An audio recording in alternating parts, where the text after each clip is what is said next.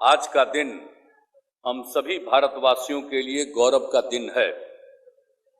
राष्ट्रभक्तों के साहस, त्याग एवं बलिदान के फलस्वरूप 15 अगस्त 1947 को हमारा देश आजाद हुआ। आज के दिन हम उन स्वतंत्रता सेनानियों को श्रद्धा सुमन अर्पित करते हैं जिन्होंने आज़ादी की लड़ाई में अपने प्राणों की आहुति दी। उनके उच्च आदर्श आज भी हम सबों के लिए प्रेरणा के स्रोत हैं। मैं उन वीर जवानों को भी नमन करता हूं जो बहादुरी से देश की सरहदों की सुरक्षा कर रहे हैं। उनके बलिदान को कभी भुलाया नहीं जा सकता है। देश के थल, जल और नभ की रक्षा करने वाले भारतीय सेना का हम अभिनंदन करते हैं। इतिहास इस बात का गवाह है कि बिहार ने स्वतंत्रता आंदोलन में अग्रणी भूमिका निभाई।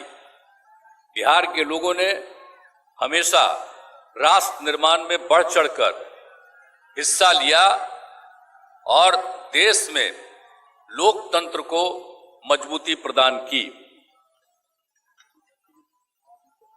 इस वर्ष जुलाई एवं अगस्त माह के शुरुआती दिनों में कम वर्षा होने के कारण किसानों को धान की खेती में कठिनाई हो रही थी।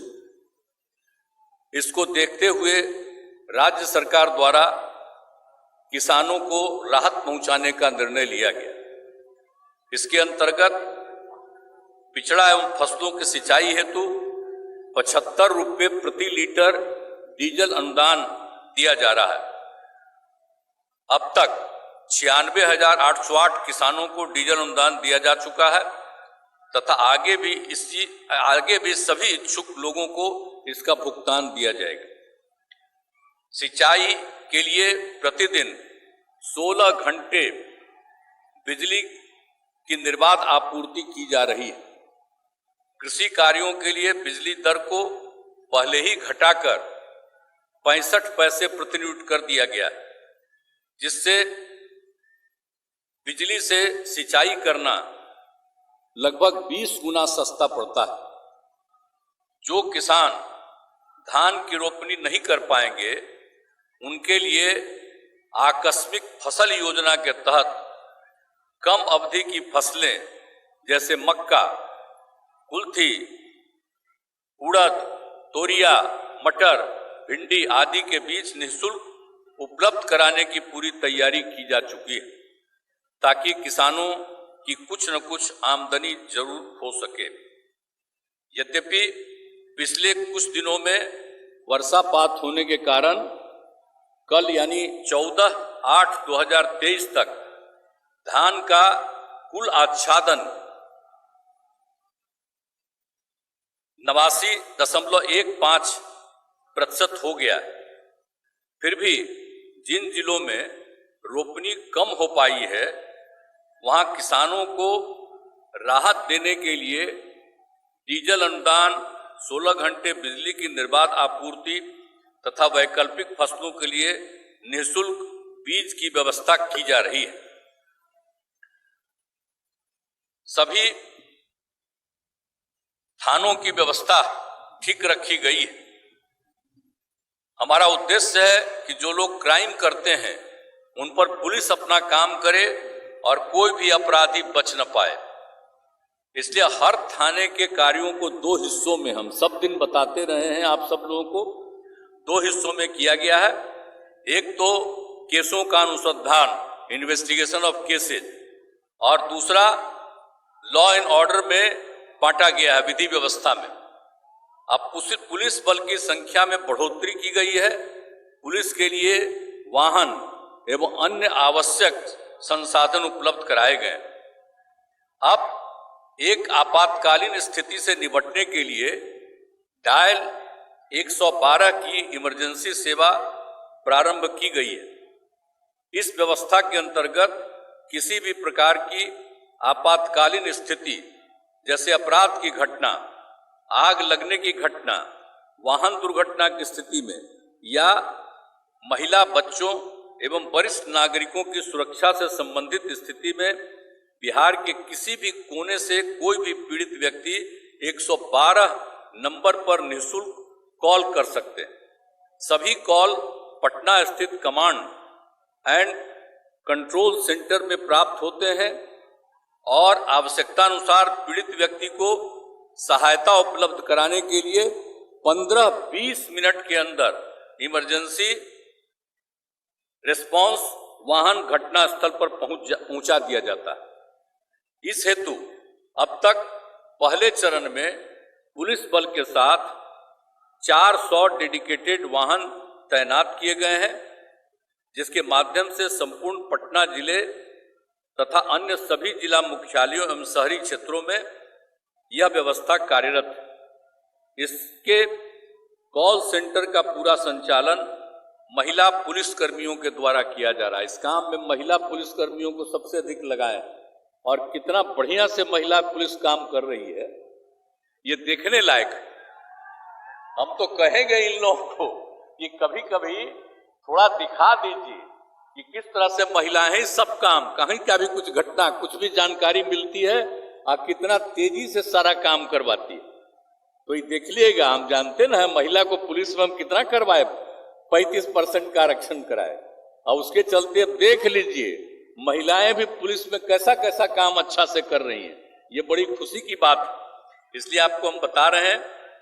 तो और दूसरे चरण में भी इस व्यवस्था को हर तरह से सब काम किया जा रहा। तो अब एक एक चीज के बारे में, अब जो काम हो रहा है साइबर अपराधों तथा कंप्यूटर, मोबाइल फोन, एटीएम एवं क्रेडिट कार्ड आदि के माध्यम से होने वाले अपराधों से निपटने के लिए भी प्रत्येक जिले में रेल पुलिस सहित कुल 44 साइबर पुलिस थानों का गठन किया गया। इस तरह से हर चीज के लिए सब काम किया जा रहा। बिहार में राज्य में सांप्रदायिक सौहार्द का माहौल कायम है। सांप्रदायिक घटनाओं में पूरे राज्य में लगातार कमी आई है। सांप्रदायिक तनाव की घटनाओं के प्रकाश में आने पर पुलिस एवं प्रशासन द्वारा त्वरित कार्रवाई की जा रही है। मिली जुली आबादी वाले क्षेत्रों में 8,064 संवेदनशील कब्रिस्तानों को घेराबंदी के लिए चिन्हित किया गया था, जिसमें लगभग सभी काम पूरा हो गया। बाद में 2021 में 1,209 और कब्रिस्तानों को चिन्हित किया गया, जिनकी घेराबंदी का काम चल रहा है। इनमें से लगभग 185 का काम पूरा हो गया है, 400 निर्माणाधीन है और शेष जितने भी हैं उनका भी काम शीघ्र पूरा करने का लक्ष्य किया जा रहा है। और आप जानते ही हैं, मंदिरों की चार दीवारी का भी हम लोगों ने काम शुरू किया 2016 में। बिहार मंदिर चार दीवारी योजना शुरू की गई, क्योंकि मंदिरों में यदा कदा कोई मूर्ति का चोरी कर लेता है, किसी तरह की घटना घटती थी, तो हम लोगों ने यही कहा कि 60 वर्ष से पुराने जितने जो भी हैं धार्मिक न्यास परिषद है, उसमें निबंधित मंदिरों को घेराबंदी की जा रही है। और ये कितने बड़े पैमाने पर काम हो रहा है। अब तक 419 मंदिरों को चार दीवारी की जा चुकी है और पिछले एक वर्ष में 124 मंदिरों की चार दीवारी की जा रही है। अब हम लोगों ने तय कर दिया है कि भाई 60 साल से अधिक वाले जितने हैं उनके लिए काम शुरू किया है। अब हम लोगों ने तय किया है कि कोई भी मंदिर है 60 साल से कम समय का भी है, उसकी भी चार दीवारी का काम हम लोग काम कराएंगे। ये भी हम लोगों ने सोच लिया है, ताकि किसी को कोई मंदिर में कहीं कोई गड़बड़ नहीं कर सके। इसलिए ये सब काम हम लोग कर रहे हैं। और शिक्षा के क्षेत्र में भी कितना काम किया गया, सब चीज पर सार्वजनिक ध्यान दिया गया। शिक्षा का स्तर सुधारने के लिए कितना हम लोगों ने खोला। जब से काम करने का मौका मिला तो बहुत जल्दी हमने शुरू में ही 2006 से ही 21,291 नए प्राथमिक विद्यालय खोल दिए गए और 19,725 प्राथमिक विद्यालयों को मध्य विद्यालय तक उत्क्रमित किया गया और 63,871 विद्यालय भवन बनाए गए। प्राथमिक विद्यालयों के 3.25 लाख से अधिक क्लासरूम का निर्माण किया गया। सभी विद्यालयों में छात्र व छात्राओं के लिए अलग अलग शौचालय बना दिए गए। लड़का के लिए लड़की के लिए शौचालय अलग बना दिया गया। पहले ये सब कुछ नहीं था तो भी कर दिया गया। और विद्यार्थियों के लिए पोशाक, साइकिल, छात्रवृत्ति और अन्य कई योजनाएं लागू की गई है। सब तो आप जानते ही हैं, हम लोगों ने शुरू कर दिया था 8 के समय से। पहले लड़कियों के लिए शुरू किया 8वें के बाद से, और उसका लड़कों ने डिमांड किया तो 11 से उनके लिए भी शुरू कर दिया। अब कितना ज्यादा सबकी सुविधा हो रही है। अब बालिकाओं की शिक्षा से जनसंख्या के स्थिरीकरण का बिल्कुल सीधा संबंध है। इसी को ध्यान में रखते हुए सभी पंचायतों में 10+2 10+2 स्कूल स्थापित करने का निर्णय लिया गया और अब अधिकतर पंचायतों में 10+2 स्कूल स्थापित हो गए हैं और जहां पठन पाठन प्रारंभ हो गया। लेकिन इसके अलावे देखते हुए उसको और विद्यालयों के भवन को ठीक करने के लिए 2,768 स्कूलों में नए भवन और 3,503 विद्यालयों में अतिरिक्त क्लासरूम आदि का निर्माण किया जा रहा है। और इसमें सरकार ने जो तय कर दिया है, इसमें जो निर्णय कर दिया गया 7,530 करोड़ रुपए की स्वीकृति दे दी गई। तो ये सब काम किया जा रहा है। सरकारी विद्यालयों में कार्यरत शिक्षकों की कुल संख्या 4,39,496 है, जिनमें से सरकारी शिक्षकों की संख्या 59,720 है और पंचायत और नगर निकायों को मिलाकर कुल नियोजित शिक्षकों की संख्या 3,79,000 और 776 है। इसके अतिरिक्त राज्य के विद्यालयों में गुणवत्तापूर्ण शिक्षा उपलब्ध कराने हेतु सरकारी शिक्षकों के कुल 1,70,461 पदों पर स्वीकृति की कार्रवाई बिहार लोक सेवा आयोग द्वारा की जा रही है। अब इसमें समझ लीजिए कि 1 से 5 तक के प्राथमिक विद्यालयों में 69,943 पद, प्राथमिक विद्यालयों में कक्षा 9 से 10 के लिए 32,916 पद और उच्च माध्यमिक विद्यालयों में कक्षा 11 से 12 के लिए 57,602 पद शामिल है। इस पर काम चल रहा है और बहुत जरूरी है कि इसके लिए इस महीने के अंत तक इसके लिए जो भी है परीक्षा होनी है हो जाएगी और तेजी से ये काम हम लोग चाहते हैं कि जल्दी से जल्दी उनकी बहाली हो जाए। अब इसके अतिरिक्त प्राथमिक विद्यालयों में 40,518 हेडमास्टर के लिए प्रधानाध्यापकों की नियुक्ति की कार्रवाई भी बिहार लोक सेवा आयोग के द्वारा ही की जा रही है। वो भी काम बहुत जल्दी शुरू हो जाएगा। अब विद्यालयों में शैक्षणिक वातावरण में लगातार सुधार किया जा रहा है और बाकी सब चीजों के लिए एक बात हम बता देना चाहते हैं, बाकी जितने भी टीचर हैं ये कौन किया था? ये हम ही लोग कर दिए थे। इसलिए कि हम बच्चे बच्चियों को पढ़ाना चाहते थे तो हम ही ने कह दिया था कि पंचायती राज संस्थाओं से, नगर निकायों के माध्यम से बहाली हो जाएगा। अब वो करते थे, बहुत हुआ और उनके लिए सरकार पैसा ही देती है। आज 4,000 से शुरू हुआ, आज कहां पहुंच गया? 40,000 से ऊपर भी पहुंच गया। तो सब किया गया है। अब कई जगह पर कुछ बोलते रहते हैं हम तो भाई, अब कई जगह कुछ लोगों को देखा गया अब पढ़ाई उढ़ाई ठीक ढंग से कहीं कहीं जब नहीं हुई तो हमने कहा कि सबको देखिए कि काहे नहीं पढ़ा रहा, हम बच्चे बच्चियों को सब जगह पढ़ाना चाहते हैं, तो इसी के लिए वो काम किया। तभी हमने तय किया कि जैसे पहले सब दिन सरकारी होता था, इस बार भी सरकारी तौर पर हम लोग इस काम को फिर कर देंगे, यानी पूरे तौर पर ये काम किया जा रहा है। तो आप समझ लीजिए कि ये जो किया गया है, अब बाकी जितने भी हैं तो इनके लिए भी हम लोग ध्यान दे रहे हैं। अब वो चिंता न करें, आज ही के दिन हम कह देते हैं कि ये बहाली हो जाने दीजिए, और इसके बाद बाकी लोग भी हैं, उनके लिए भी उनके हित में जो काम करने वाले हैं, बेहतर करने के लिए हम लोग कुछ काम कर देंगे कि सब सरकार से जुड़ जाएंगे। ये काम हम लोगों के मन में है, लेकिन पहले ये काम हो जाएगा और इसके बाद बाकी सब लोगों से बात करके, और अभी देखा जा रहा है और हम सब से आग्रह करते हैं कि पढ़ाइए ठीक से। आज जो पढ़ाएंगे नहीं, और जब गायब रहेंगे तब कार्रवाई होगी।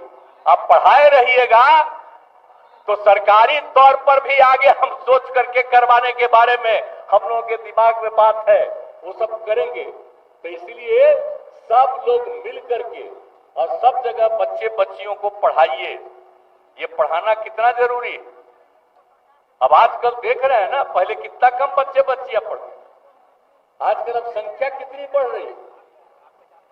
इसी के चलते आप जानते हैं ना जी, प्रजनन दर बढ़ रहा। हम लोग काहे कह रहे हैं कि बच्चियों का पढ़ाई जरूरी है। तो आप समझ रहे थे ना, बिहार में 4.3 था, और जो सर्वे हुआ था तो अगर लड़का लड़की में लड़की मैट्रिक पास है तो प्रजनन दर देश के विभिन्न हिस्सों में 2 था। अब बिहार में भी करवाए हम लोग, तो अगर लड़का लड़की में लड़की भी मैट्रिक है तो उसका भी लगभग 2 था। और उसके बाद देश भर में अगर मैट्रिक के आगे इंटर तक और आगे तक है तो उसका प्रजनन दर देश के सभी हिस्सों में 1.7। अब बिहार में अनेक जगहों पर सर्वेक्षण हुआ तो 1.6। इतनी खुशी आई हमको कि अब हम सब लड़की को भी इंटर तक पढ़वावेंगे। और देखिए अब पढ़ने लगी है तो आपको पता है, अब जो हमारे बिहार का प्रजनन दर 4.3 था, अब घटते घटते पिछले साल में ही 2.9 हो गया। और इसी तरह से सब लड़कियां पढ़ेंगी तो जरूर बिहार का भी प्रजनन दर 2 पर आ जाएगा। अब बिहार क्या स्थिति है आप जानते हैं ये।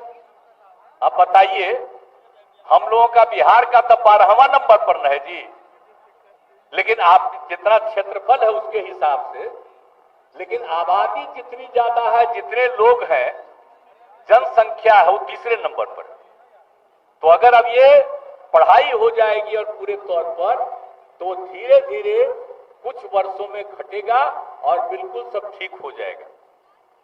तो इसलिए हम लोग जो शिक्षा पर पूरे के पूरे तौर पर जोर दे रहे हैं।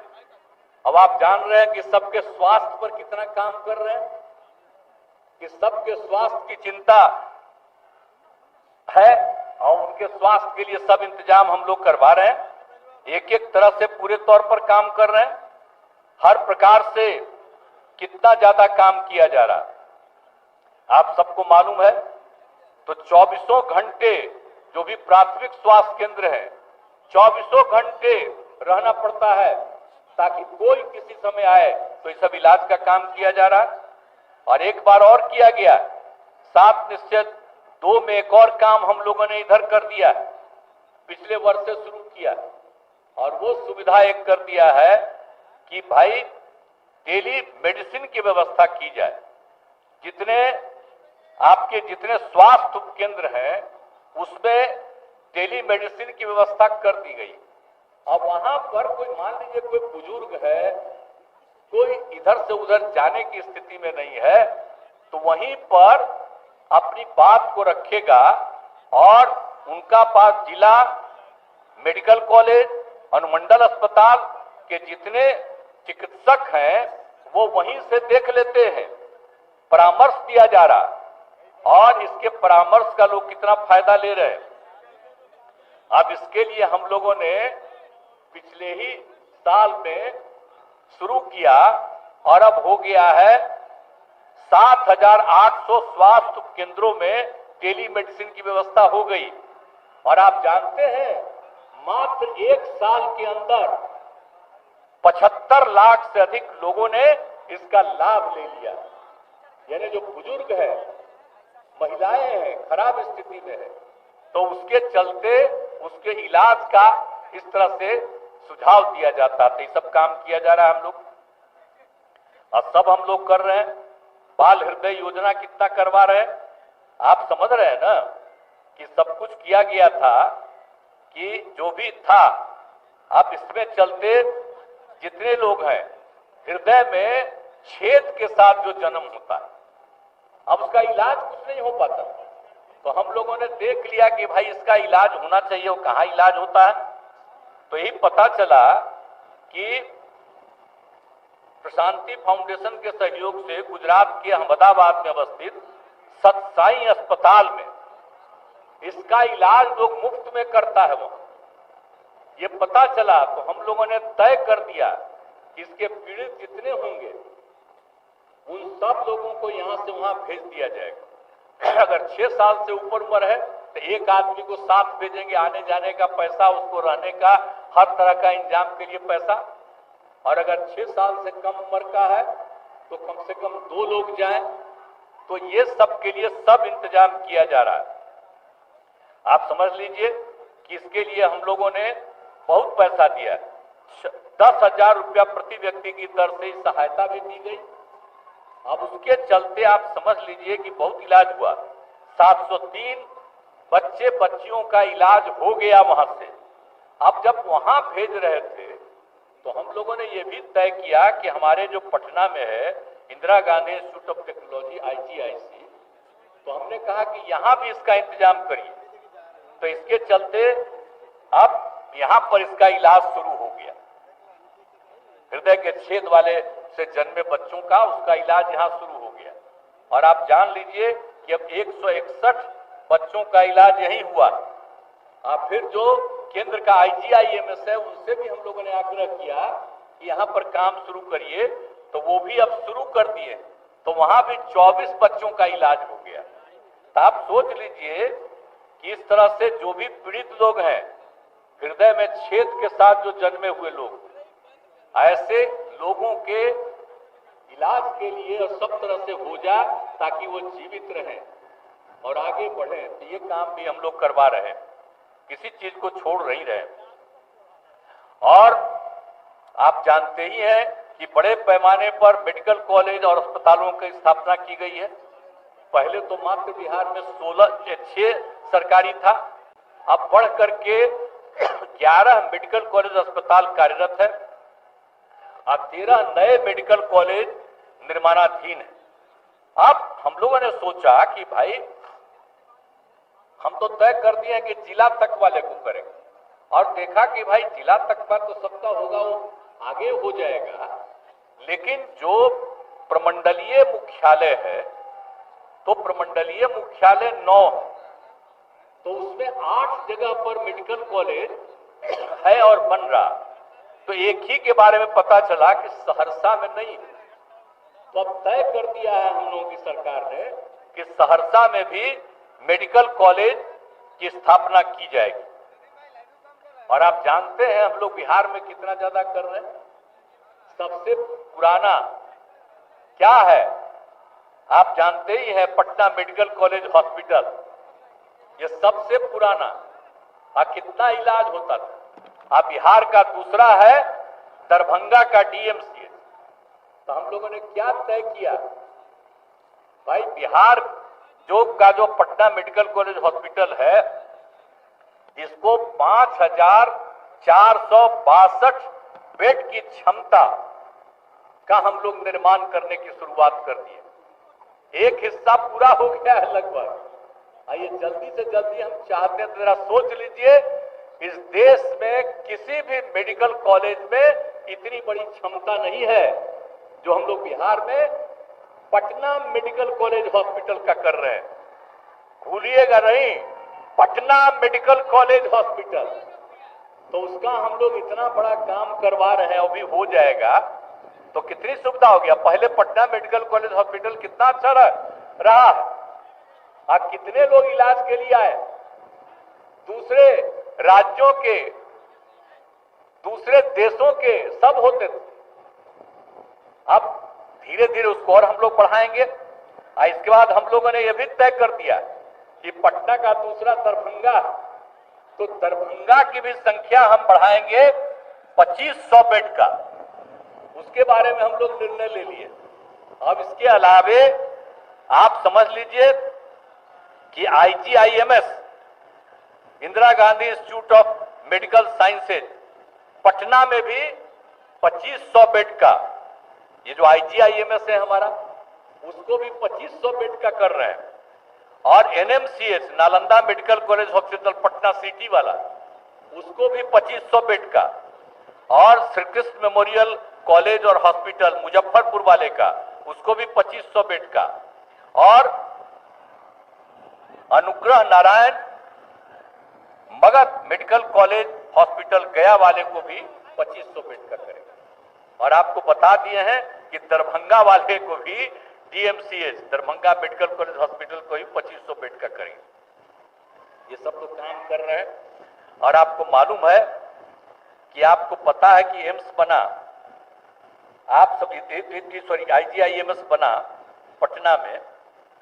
अब उसके बाद ये जो सरकार है अभी, तब 15 में इन लोगों ने कहा कि पटना में मेडिकल कॉलेज अस्पताल बनाएंगे। तो हमने कहा भाई देखिए, श्रद्धेय अटल बिहारी वाजपेयी के टाइम में एक Patna medical college hospital Patna में ये IGIMS बन गया, तो इसको तो आप दूसरा जगह बनाइए, बिहार में दूसरा कहिए। तो उसको सुधार करके बोल दिए। और फिर हमने सुझाव दिया कि भाई देखिए, सबसे पहला मेडिकल कॉलेज पटना, आज बिहार का दूसरा है आपका दरभंगा, तो अच्छा होगा कि आप दरभंगा मेडिकल कॉलेज को आप एडॉप्ट कर लीजिए और उसी को IGIMS बनवा दीजिए। तो शुरू में स्वीकार कर लिए, अब बाद में रिजेक्ट कर दिए कि ना हम अलग बनाएंगे। तो अलग बनाएंगे तो हुआ कि वहां हो, तब हमने तो ये तय कर दिया कि भाई हम लोग दरभंगा को के हॉस्पिटल को करेंगे 2500 बेड का कर देंगे, आप उसके 2500 बेड का। और उसके बाद आप समझिए कि इसी बार हम जो यात्रा में थे, तो वहां के DM ने मुझको जो जगह दिखलाया, एक इतना बढ़िया जगह, कहा कि यहीं पर करके हम लोग दे देंगे IGIMS के लिए। मैंने कहा बहुत अच्छा, और ये बात हम लोग भेज दिए। हाँ, एम्स के लिए तो जो कर दिया है, तो हम लोगों ने भेज दिया कि पूरे तौर पर वहां के लिए all India institute of medical science को के लिए हम लोगों ने चुन करके उनको जगह दे दिया। अब आजकल लोग बोल रहे हैं क्या गड़बड़ है रे भाई, जाइएगा, उसको तो खूब ऊंचा कराएंगे और उसके चारों तरफ ऐसा सड़क बनाएंगे, दरभंगा और ज्यादा बढ़ जाएगा। और जहां पर वो है अभी मेडिकल कॉलेज वाला, वहां पर बनेगा तो दूसरे राज्यों और दूसरे जगहों से आने वालों को जाने में थोड़ा समय लगेगा। और ये बन जाएगा तो कोई भी आएगा उसको बहुत जल्दी होगी। ऐसी को देख करके बना दिए, लेकिन अब नहीं कर रहे हैं भाई, तो जो करिए।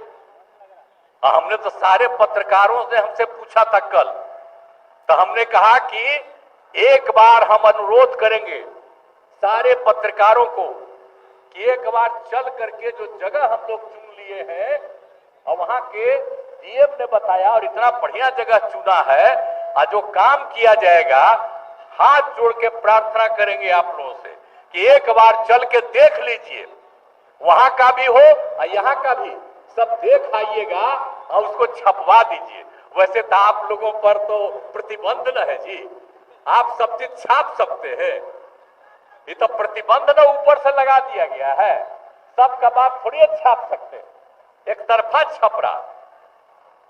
तो इसलिए कल भी हम कह दिए थे, हमसे पूछे, तो आज भी हम बता दिए कि जितना बढ़िया जगह चुने अब वहां पर बन जाए बहुत अच्छा है। तो एक एक चीज जो हम लोग कर रहे हैं तो बहुत अच्छा है। तो इसीलिए तो हर जगह से हम लोग पूरे तौर पर एक एक चीज को करेंगे और कोई दिक्कत नहीं करेंगे, और हर प्रकार से पूरे तौर पर, और आप लोग समझ रहे हैं कि हर तरह से कई कई कामें हो रही हैं। अभी हम लोगों ने राज्य में राजकीय दंत चिकित्सा महाविद्यालय, यह है पैठना भागन बिघा रहुई नालंदा में, उसका निर्माण कर दिया गया और तैयार हो गया, खूब अच्छा है। अब आप समझिए कि राजकीय दंत चिकित्सा के लिए भी एक कॉलेज वहां पर मेडिकल कॉलेज बना दिया गया। तो इसी तरह महाविद्यालय सब हो गया। तो हर प्रकार से हम लोग पूरे तौर पर सारा काम कर रहे हैं और सभी तरह से लोगों की सुविधा के लिए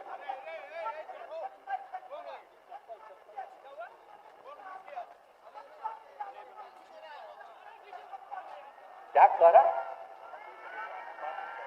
अरे तब मिलेगा ना, अभी तो अभी क्या के लिए बीच में आ रहा है।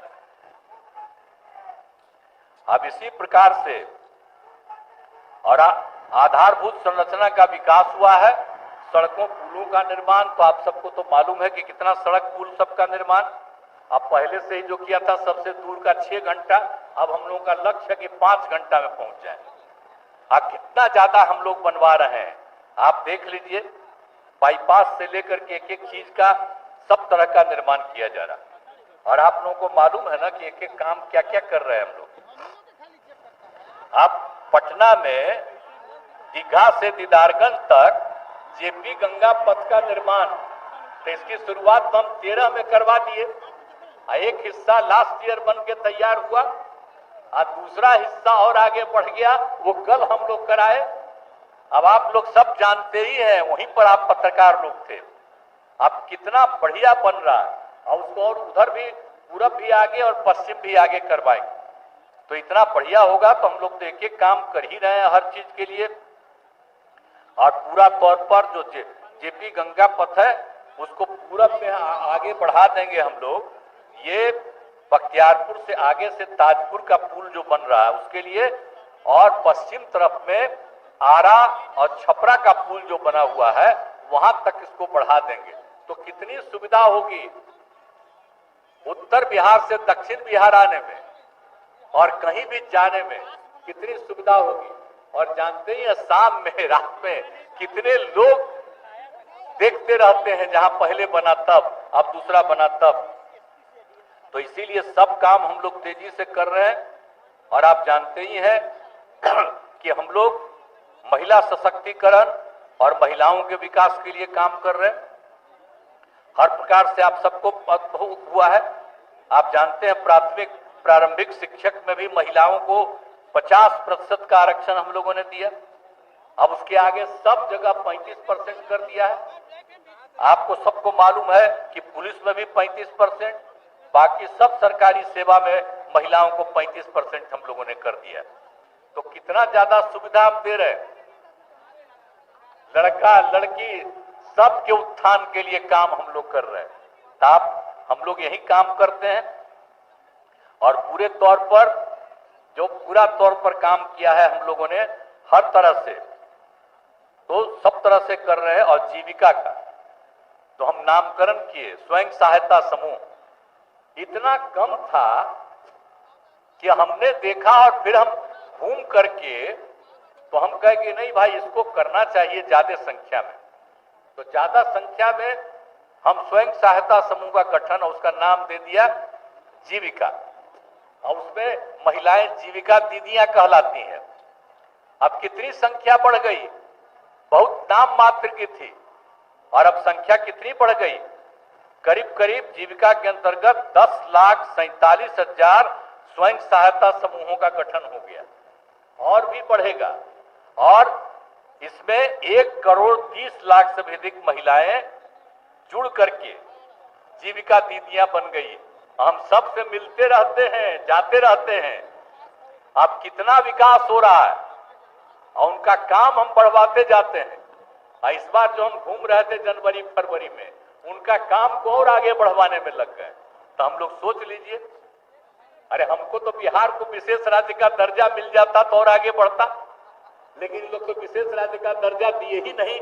लेकिन हम लोग अपनी तरफ से, राज्य सरकार की तरफ से जितना ज्यादा विकास का काम कर रहे हैं, अब उसके चलते क्या हो रहा, अब पहले जरा याद करिए ना, कितने लड़कियां बाहर आती थी, आप देखते हैं सब, तो हर तरह से हो गया, सब तरह की सुविधा हम लोगों ने कर दिया।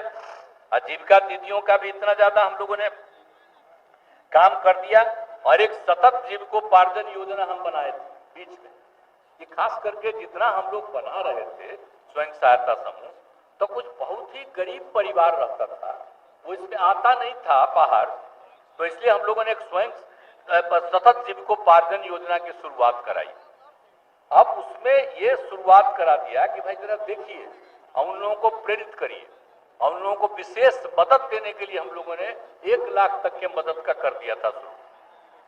तो उसमें काफी लोग आ गए। और दूसरी बार जब शराबबंदी लागू हुआ था, तो जो लोग भी इससे जुड़े हुए थे, ताड़ी व्यवसाय से या शराब व्यवसाय से, तो उन लोगों ने जब काम छोड़ दिया तो इसी के साथ जुड़े, तो बहुत संख्या में वो लोग जुड़ गए। अब आप समझ लीजिए कि सतत जीविकोपार्जन योजना में 1,62,125 लोगों को लाभ मिला, और ताड़ी व्यवसाय से जुड़े परिवारों की संख्या हो गई आकर के इस काम को करने में 30,657, और शराब व्यवसाय से जुड़े व्यापारियों की संख्या हो गई 12,819।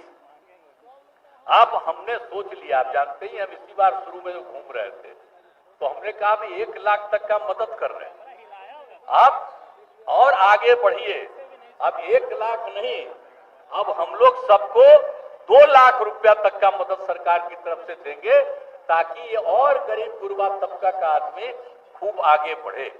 तो ये सब काम हम लोग कर रहे हैं, और हर जगह से हम लोग कर रहे हैं। आप जानते ही, अनुसूचित जाति, अनुसूचित जनजाति, अति पिछड़े वर्ग के विकास के लिए भी काम करते हैं। आप जानते ही हैं, सबको 2018 में अनुसूचित जाति, जनजाति, अति पिछड़ा वर्ग के 18 से सिविल सेवा प्रोत्साहन योजना लागू की गई। अब बिहार लोक सेवा आयोग की प्रारंभिक परीक्षा अब पास जो करता है, पहला परीक्षा जो बीपीएससी का पास करता है, उसको अनुसूचित जाति, जनजाति और अति पिछड़े वर्ग के विद्यार्थियों को 50,000 रुपया का मदद देते हैं, कि दूसरी जो अंतिम परीक्षा करेगा, खूब बढ़िया से पहले मेहनत करेगा, पढ़ेगा और पास करेगा। और उसी तरह से जो संघ लोक सेवा आयोग यूपीएससी में जो प्रारंभिक परीक्षा पास किया और अंतिम परीक्षा के लिए देना है, उसको 1 लाख रुपया का मदद दे रहे हैं। अब आप समझ लीजिए कि इसका कितना लाभ हो गया। बीपीएससी में अब तक अनुसूचित जाति और जनजाति का 3,969 अभ्यर्थियों का, और अति पिछड़े वर्ग के 5,724 अभ्यर्थियों का ने लाभ लिया। इसका लाभ मिल गया, मेरे पास कर गए, कहां आगे बढ़ गए। और दूसरी तरफ जो संघ लोक सेवा आयोग है, उसमें अनुसूचित जाति और जनजाति के 183 अभ्यर्थियों का और अति पिछड़े वर्ग के 143 अभ्यर्थियों द्वारा इस योजना का लाभ दिया जा रहा है। तो इतना ज्यादा हम लोग काम कर रहे हैं, हर तरह से हम लोग एक तरह से काम कर रहे हैं, कोई भी काम नहीं छोड़ रहे हैं। एक बार आप लोगों को यह ध्यान में होगा, ग्राम परिवहन योजना भी हम लोग शुरू किए थे। क्या किया था शुरू में हम लोग, कि 5 वाहनों का खरीद के लिए 1 लाख रुपए तक का अनुदान देंगे, और उसमें 3 अनुसूचित जाति जनजाति को और 2 अति पिछड़े वर्ग, लेकिन उसको बढ़ा के 7 कर दिया।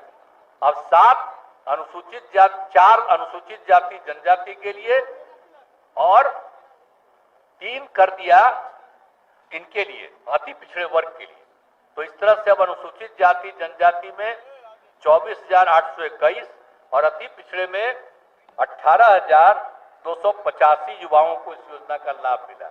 अब कितना रखे हुए हैं बोलिए, कितना खरीद कर रहा है, हर तरह से हम लोगों ने कितना लाभ दिया है।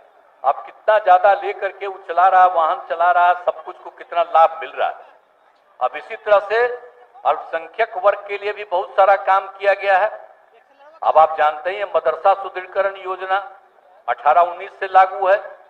अब बिहार राज्य मदरसा शिक्षा बोर्ड में से मान्यता प्राप्त मदरसों के शिक्षकों और अन्य कर्मियों का वेतन भी बढ़ा करके जो अन्य सरकारी स्कूलों का वेतनमान वही दिया जा रहा है।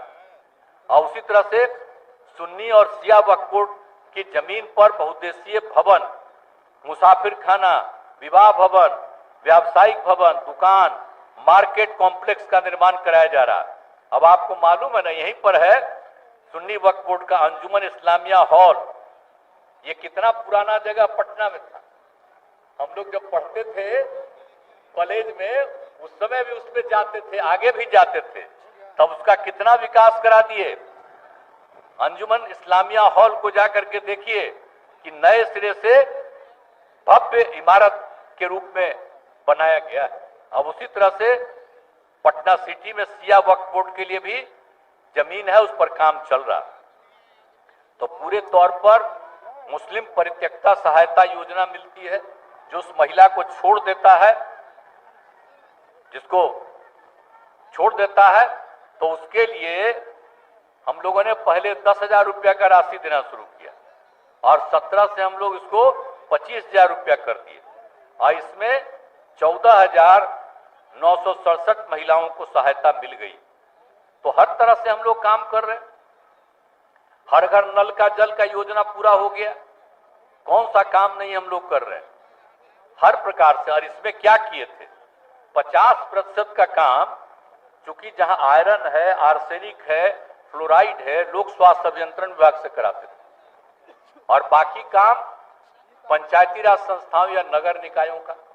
तो काम तो बहुत हद तक हुआ, लेकिन अब हम लोगों ने तय कर लिया है कि पंचायत और नगर निकायों में भी जो क्रियान्वित है उसके मेंटेनेंस का काम, और जहां कहीं छूट गया है या टूट गया है उसके निर्माण का काम भी अब पंचायत और नगर निकायों के माध्यम से नहीं, उसका भी काम बाकी जगहों का भी लोक स्वास्थ्य अभियंत्रण विभाग के द्वारा कराया जाएगा। यानी अब जो 2 प्रकार का था, अब खाली आयरन, आर्सेनिक और फ्लोराइड वाला ही नहीं, बल्कि सब का सब काम अब इनके माध्यम से लोक स्वास्थ्य अभियंत्रण विभाग के द्वारा होगा। और आप जानते हैं ना, जो हम लोगों ने शुरू करा दिया सोलर स्ट्रीट लाइट। आपको मालूम है कि सभी पंचायतों के प्रत्येक प्रखंड में औसतन 10-10 सोलर लाइट। इस बार जब हम घूमने के लिए गए, देखे जहां बन गया, कितना अच्छा होता है भाई, रात भर रोशनी रहती है। और हम लोगों ने यह तय कर दिया कि अगर 10 नहीं, 10 के आगे की आवश्यकता होगी तो 10 के आगे भी करना चाहिए। तो ये सब काम हम लोग कर रहे हैं। तो ये सब एक एक चीज को नहीं छोड़ रहे हैं और पूरे तौर पर और हर खेत तक सिंचाई का पानी पहुंचाने के लिए भी पूरे काम में नजर रखा जा रहा है। उसका भी बहुत सारा काम हुआ है और काम किया जा रहा है। और आप जानते हैं कृषि रोड मैप जो हम लोगों ने शुरू किया था 2008 से, 3 पूरा हो गया, अब 4था भी शुरू कर दिया है।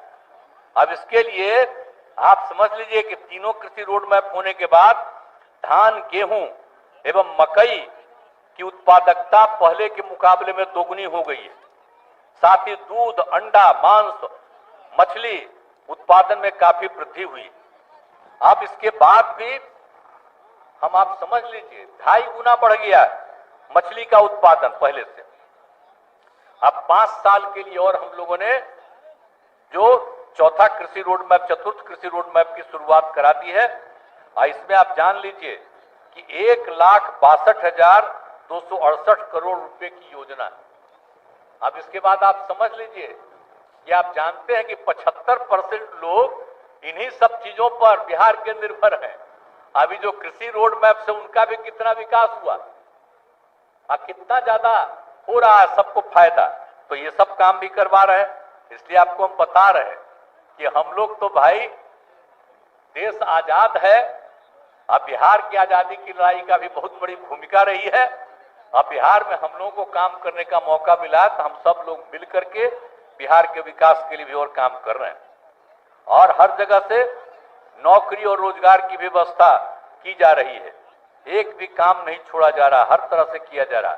अब इस बार हम तो पिछली बार क्या बोले थे आप कि भाई हम लोग सरकारी 10 लाख नौकरी करेंगे और 10 लाख रोजगार का अवसर देंगे। और जान लीजिए इस बार बहुत हो गया है, अगले साल तक की काम पूरा हो गया। भाई आपको बता देते हैं, अभी 1,50,563 सरकारी नौकरियां लोगों को प्राप्त हो गई और 3,62,404 नए पदों का सृजन हो चुका किया गया और 2,86,461 पदों पर नियुक्तियां प्रक्रियाधीन है। तो बहुत तेजी से काम होगा और रोजगार का भी 5 लाख लोगों को अवसर मिल गया। तो हम लोगों का पूरा लक्ष्य है कि अगले वर्ष तक सरकारी नौकरी भी 10 लाख तक मिल जाए और रोजगार का भी अवसर 10 लाख तक मिल जाए। तो इसी में हम लोग लगे हुए, हम लोग सारा काम करते हैं। खाली दिल्ली वाला तो खाली प्रचार न अपना करता है जी, मीडिया पर कब्जा है तो खाली प्रचार ही करता है, काम थोड़ी करता है। हम लोग जो काम करते हैं वो तो हम यही चाहते हैं, सब डिपार्टमेंट को कहते हैं कि लोगों को घर घर तक एक एक चीज पहुंचा दीजिए। काहे बेचारे ये लोग चाहते हैं तो थोड़ा देर के लिए बोलते हैं, लेकिन सब बतवाई लिखना चाहते हैं तो उसमें बहुत सारा चीज काट देना पड़ता है। तो क्या करिएगा, और जब एक बार 24 के बाद फिर मुक्ति मिल जाएगी देश को, तब फिर आप आजाद रहिएगा और जो कहेगा जो देखिएगा उसको आप ठीक ढंग से पहले की तरह छापिएगा। लेकिन आज तो आप पर लग गया है तो खैर छोड़िए उस सब चीज का। और जल जीवन हरियाली अभियान का भी काम जो हम लोगों ने किया, कितना ज्यादा काम हो रहा। अब बिहार और झारखंड अलग हो गया, तब पहले किसी को पता नहीं था। आप बताइए यहां पर तो कितना कम था, मात्र जो हरित आवरण मात्र 9% था। तो उसी को न बढ़ाने के लिए हम लोगों ने शुरू किया था हरियाली मिशन। तो 18-19 तक 22,000 करोड़ पौधा लगाया गया। अब उसके बाद जो जल जीवन हरियाली अभियान में भी इसको शामिल किए, तो उसको और बढ़ाने के लिए भी हम लोगों ने किया। इस बीच में हो गया 10, पहले तो हो गया था आपको और ज्यादा, मैंने 22 करोड़ बचा दिया और इस बीच में हो गया 10 करोड़ 72 लाख पौधारोपण। अब हो गया है जो पहले 9% था, 21 तक का आंकड़ा अभी आया है, उसके बाद आंकड़े नहीं आ रहा, ये तो और आगे बढ़ गया। लेकिन 15% तो हम लोगों का है कि कम से कम 17% तो हम लोग कर ही सकते हैं, वो हो ही जाएगा। इसीलिए इसका इतना ज्यादा समूचा काम कर रहे हैं, पौधारोपण का काम। अब आप सबको मालूम है ना जो काम किए गंगा जल आपूर्ति योजना, तो आप सोच लीजिए कहां कहां हो गया, गया, बोधगया, राजगीर और नवादा वाला भी इस बार पूरा हो जाएगा। इसी तरह से फल्गु नदी पर कितने लोग जाते हैं, गया में विष्णुपद मंदिर में फल्गु नदी में, और उस पर गया जी डैम का निर्माण करा दिया गया। अब आप सोच लीजिए ये जो गंगा जल की आपूर्ति 5 जगह हो रही है, उसके लिए 4,515 करोड़ रुपया, और जो फल्गु नदी पर गया जी डैम का निर्माण किया गया है। गया जी, उस जगह का नाम गया जो बोलते हैं वही जगह को हम कहते हैं गया जी, मैंने गया जी का नामकरण उसका करके। तो गया जी डैम कितने लोग जाते हैं, देश भर के लोग, देसी लोग बाहर भी रहता है वो भी वहां जाता है। इसलिए इन सब के लिए हम लोग जो काम कर दिए हैं, कुल मिलाकर के उसके लिए 334 करोड़ और 38 लाख रुपया से, और हर तरह से हम लोग कर रहे हैं। गया जी डैम के पानी को स्वच्छ रखने की भी व्यवस्था की जाएगी। इसके लिए मानसून के प्रारंभ होते ही डैम से पानी को निकाल दिया जाएगा और जिससे नदी के ऊपर का गंदगी निकल जाएगी और साफ पानी उपलब्ध कराया जाएगा। तो एक एक तरह से काम हो रहा है। उद्योग को कितना बढ़ावा दे दिए हैं। अब आप सोचिए ना भाई, हम लोग तो चाहते थे कि काफी चीज बढ़े, लेकिन केंद्र सरकार द्वारा मात्र अनुमति कम में का मिला है। 17 ही का मिला है। हम लोग तो चाहते हैं कि और ज्यादा होगा। एथेनॉल उत्पादन के लिए आवश्यक मक्का का सबसे ज्यादा उत्पादन बिहार में होता है, तो इसको तो और ज्यादा मिलना चाहिए। यही तो हम लोग चाहते हैं, तो इसके लिए भी काम कर रहे हैं हम लोग। हम मुख्यमंत्री उद्यमी योजना में कितना लाभ दिया जा रहा है आप समझ रहे हैं। पहले तो हम लोगों ने शुरू किया था मुख्यमंत्री अति अनुसूचित जाति अनुसूचित जनजाति का 2018 में, उसको बढ़ा करके कर दिया 2020 में अति पिछड़े वर्गों के लिए। और इन लोगों को दिया जाता था, हम लोग दे रहे थे इन लोगों को 5 लाख रुपया का हम लोग अनुदान देते थे और 5 लाख रुपए का ऋण देते थे, और उसके लिए पैसा नहीं लेते थे, 1 पैसा नहीं लगता था, ब्याज मुक्त ऋण था। अब उसके बाद हम लोगों ने 21 के बाद से सीधे इसको बढ़ाया है 7 निश्चय 2 के अंतर्गत। अब उसमें कर दिया सभी महिलाओं का, कोई भी जात, किसी भी धर्म, कोई भी महिला, सब के लिए हम लोगों ने कर दिया कि उसको भी वही मिलेगा जो अनुसूचित जाति जनजाति और अति पिछड़े के लिए मिलता है। और बाकी जितने लोग हैं, अपर कास्ट हो, बाकी जितने जात हो, कोई भी हो, उन सब लोगों के लिए भी कर दिया गया है 5 लाख रुपए का अनुदान। और बाकी तो उन लोगों को कर दिया गया अति माने अनुसूचित जाति जनजाति अति पिछड़ा और महिला के लिए। तो अब हो गया कि 5 लाख रुपया का अनुदान, अब 5 लाख रुपया का ऋण जिसमें कि ब्याज मुक्त ऋण है। अब बाकी जो बचे हुए उन सब को भी, जो भी अपर कास्ट के हों, बैकवर्ड हो, कोई हो, किसी भी धर्म के हो, उनको भी 5 लाख रुपए का अनुदान, अब 5 लाख रुपए का ऋण मात्र 1% का उनको लगेगा, प्रतिशत ब्याज दर पर मिलेगा। तो ये सब काम किया जा रहा है, हम लोग एक ही काम नहीं छोड़ रहे हैं। और आप जानते हैं जाति आधारित गणना का काम हम लोगों ने शुरू किया है।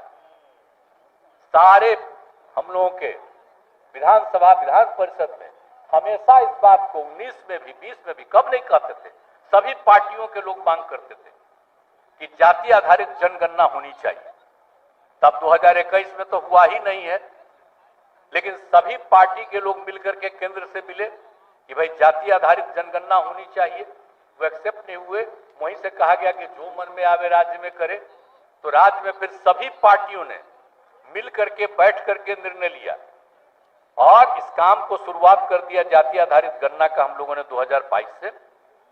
बहुत हद तक काम हो गया, लेकिन इस बीच में कोई चला गया, यहां कोर्ट पे चला गया, तो इसके बाद उसमें जो है वहां से फिर रोक लग गई, उच्च न्यायालय से रोक लग गई 1/8 को।